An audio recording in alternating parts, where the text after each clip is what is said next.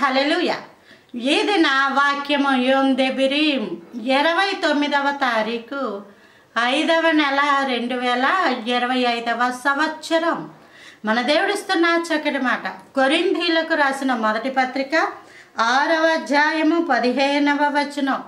మీ దేహములు క్రీస్తునకు అవయవములై ఉన్నవని మీరెరుగరా? ఈ దేహానికి ఉన్న అవయవములు దేవునికి అవయవములుగా ఉండాలి. అంటే అర్థం ఏంటంటే దేవుడు మీలో ఉండాలి, దేవుడు మనలో ఉండాలి.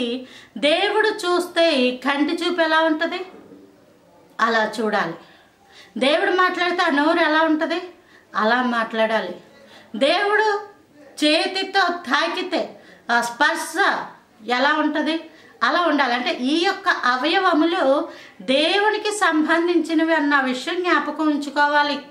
కాబట్టి చేతులతో అపవిత్రమైనవి ముట్టడం కానీ, ఈ చూపుతో అపవిత్రమైనవి చూడడం కానీ, ఆ నోటితో అపవిత్రమైన వాటి గురించి వర్ణించుకుంటూ చెప్పుకోవడాలు కానీ, అపవిత్రమైన వాటిని దృష్టించడం కానీ, అపవిత్రమైన స్థలాలకు మన పాదాలు వెళ్ళడం కానీ అది దేవునికి వ్యతిరేకమైనవి. దేవుడు వెళ్ళమన్న చోటుకి వెళ్ళాలి, చూడమన్నవి చూడాలి, చూడొద్దన్నవి మానేయాలి, విడిచిపెట్టాలి. అటువంటి సంబంధాలు, అటువంటి మాటలు, అటువంటి ఊసులు, అటువంటి అపవిత్రమైన వాటికి దూరముగా ఉండాలి. ఎందుకంటే ఈ శరీరము దేవునికి సంబంధించింది. శరీరంలో ఉన్న క్రియలు దేవుని క్రియలై ఉండాలి, అవయవములు దేవుని అవయవములై ఉండాలి. Praise the lord. ఆమేన్.